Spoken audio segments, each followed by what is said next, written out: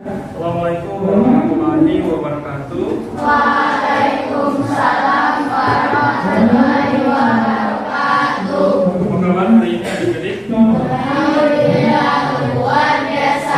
Allahu Akbar. Baiklah adik-adik, sebelum mulai pembelajaran alhamdulillah kita berdoa dulu. Doa dipimpin oleh kita kelas. Sebelum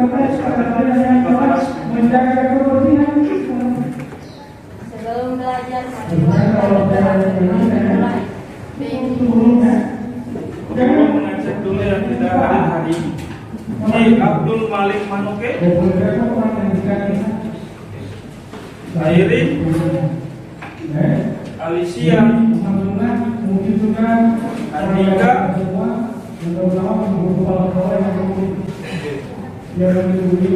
Jessica, Maher Said. Baiklah adik-adik, alhamdulillah telah selesai hadir adik-adik. Apakah sudah siap belajar? Jadi kalau sudah siap belajar berarti harus menyiapkan buku kita. Ayo silakan adik-adik disediakan. Adik-adik, adakah yang masih ingat pembelajaran kemarin adik-adik? Adakah adik-adik yang masih ingat pembelajaran kemarin? Kita belajar apa? Tentang apa? Ya, jadi kemarin kita sudah belajar yaitu beriman kepada kebenaran Allah ya. Nah, jadi hari ini kita masuk di materi yang baru dan jadi hari ini kita akan belajar tentang adik-adik coba adik-adik lihat dulu ini gambar. Kira-kira gambar ini menandakan tentang apa ini? Apa? Rampas tanah atau apa? Rampas tanah terjadi demonstrasi ya, dari masyarakat ya. Nah, kira-kira itu terjadi karena apa ya? Nah, jadi saling berselisih di antara masyarakat ya. Maka adik-adik ada yang tahu Al-Quran dan hadis itu apa? Ayo silakan adik-adik.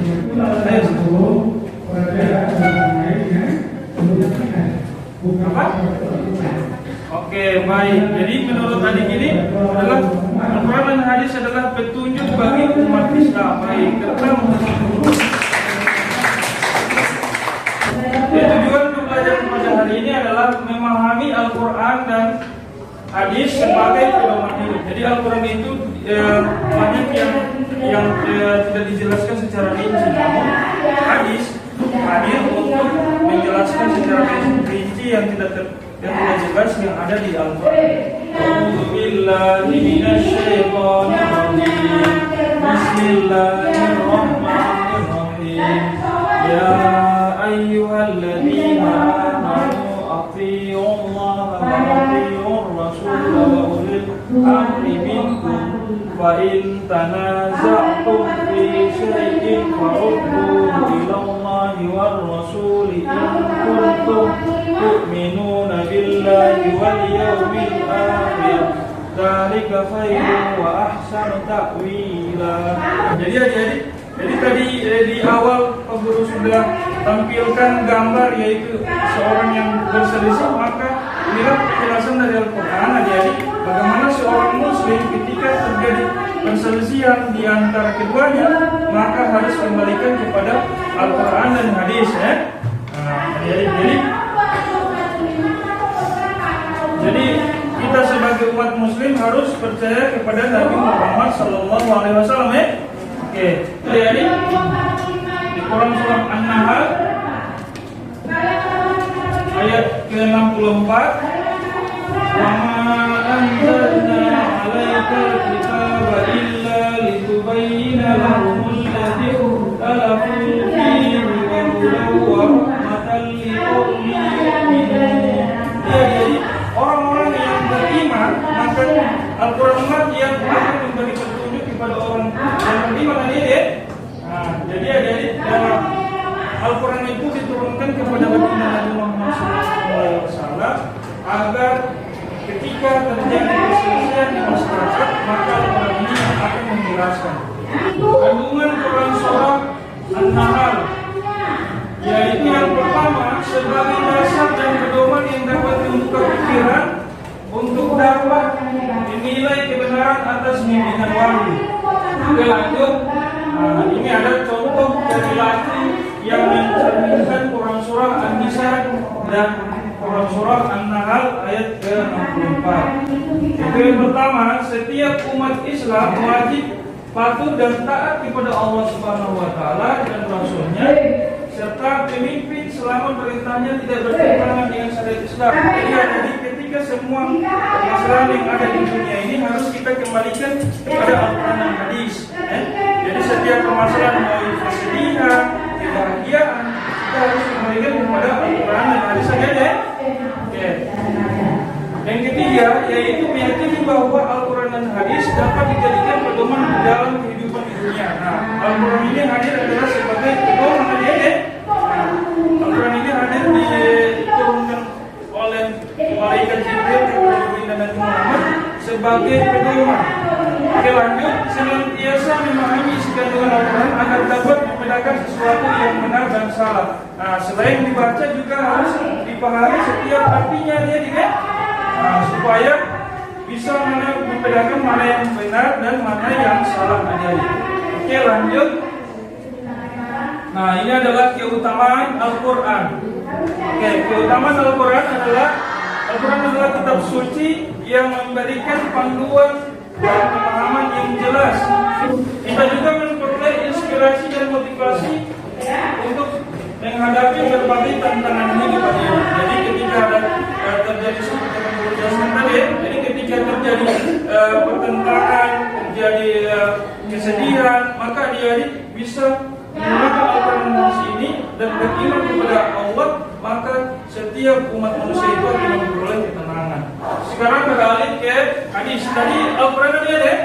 Nah, sekarang kita mengetahui pengertian hadis. Hadis secara bahasa berarti al-jadid, yang artinya adalah sesuatu yang baru. Nah, ini hadis ini adalah sesuatu yang baru dia.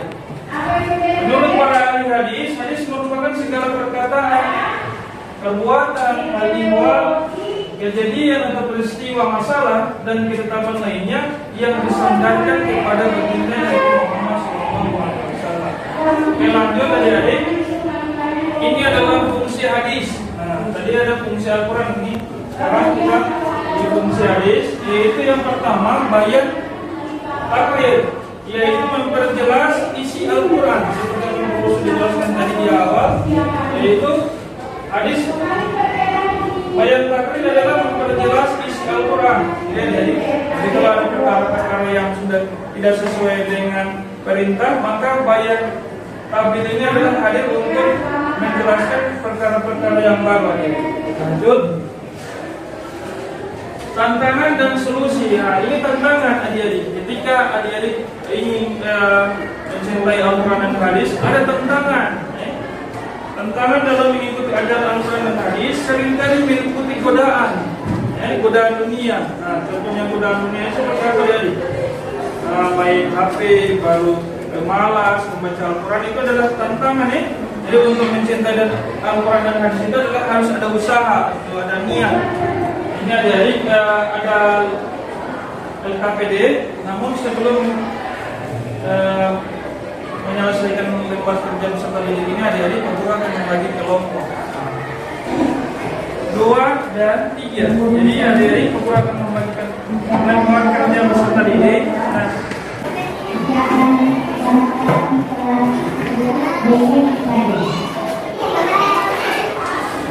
Oke, jadi adik-adik Pak Guru sudah membagikan lembar kerja peserta didik.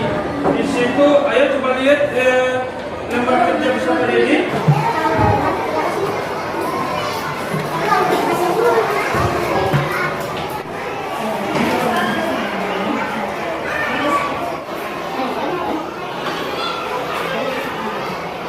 Alhamdulillah adik-adik sudah selesai mencari jawaban.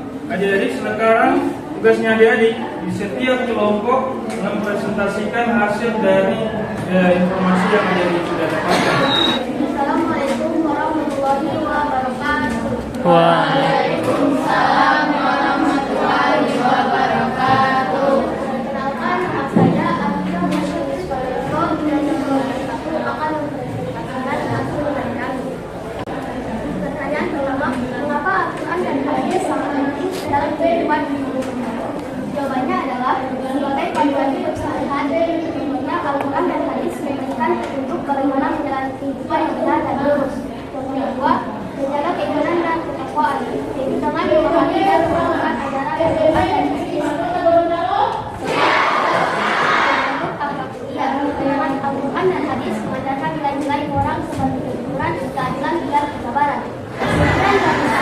Waalaikumsalam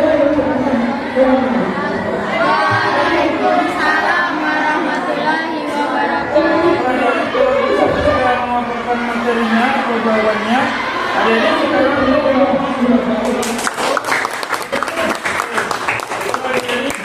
dan sekarang kelompok 2 yang akan presentasi.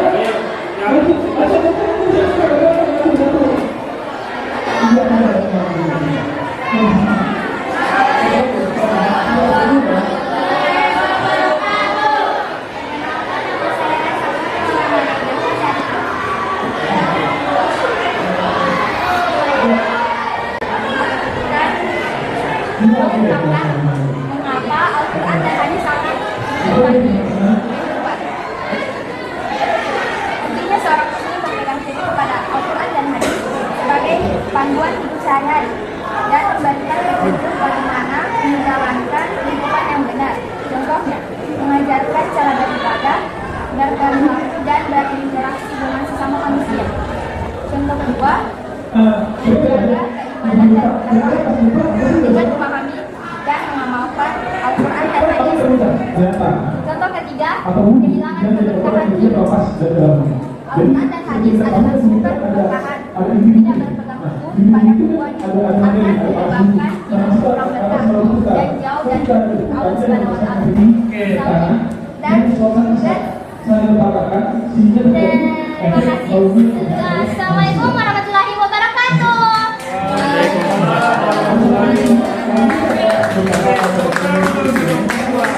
Oke, baiklah adik-adik, sudah selesai presentasi kelompok 2. Terima kasih. Sekarang kita beralih ke kelompok 3. Ada kelompok 3 yang akan presentasi.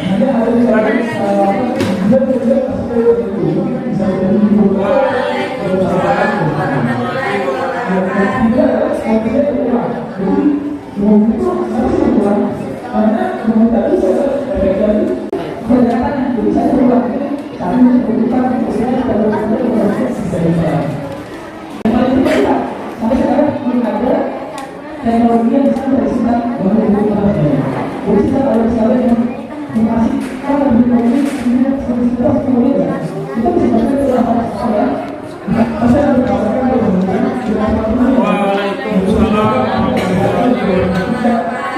Jadi kelompok 3 sudah selesai memaparkan hasilnya dalam pendidikan kesempatan untuk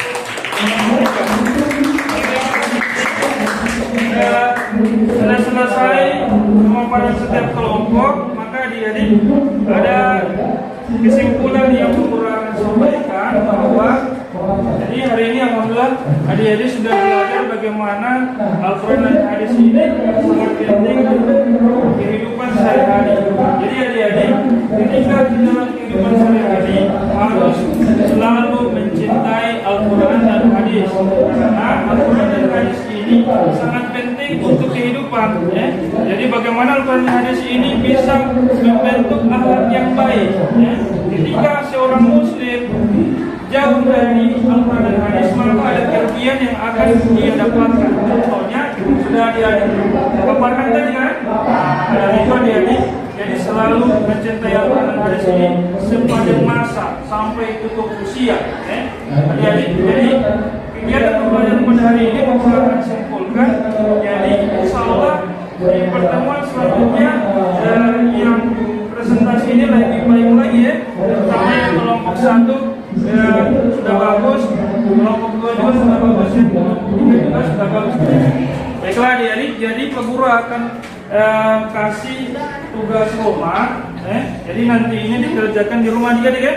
Oke, adik-adik silakan adik-adik menuliskan pertanyaannya di buku tugas untuk diselesaikan di rumah. Silakan adik-adik menuliskannya.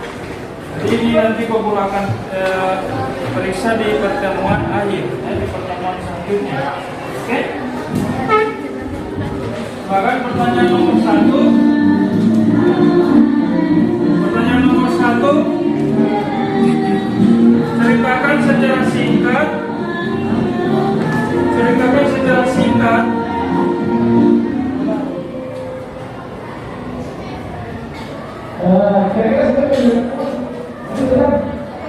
Ceritakan secara singkat hal apa yang kalian lakukan setelah adik-adik mempelajari Al-Quran dan hadis ini di dalam kehidupan sehari-hari? Nah, secara singkat, ketika adik-adik sudah belajar Al-Quran dan hadis ini, bagaimana dampak apa yang terjadi ketika adik-adik sudah belajar Al-Quran dan hadis di dalam kehidupan sehari-hari?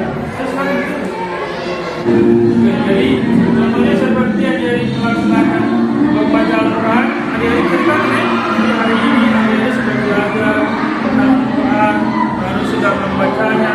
Jadi itu diceritakan ya. Ini diceritakan secara jujur. Oke, adik-adik sudah selesai. Oke, baiklah adik-adik. Alhamdulillah telah selesai pembelajaran pada hari ini. Semoga adik-adik bikin di pertemuan selanjutnya adik-adik mengulangi berusaha jawaban ini dan jangan kita lalaikan perintah agama yaitu mencintai Al-Quran dan hadis. Jadi kekurangan untuk mengajar pada hari ini dengan mengucapkan hamdalah. Alhamdulillahirabbil alamin. Terima kasih adik-adik. Wabillahi taufiq wal hidayah. Wassalamualaikum warahmatullahi wabarakatuh.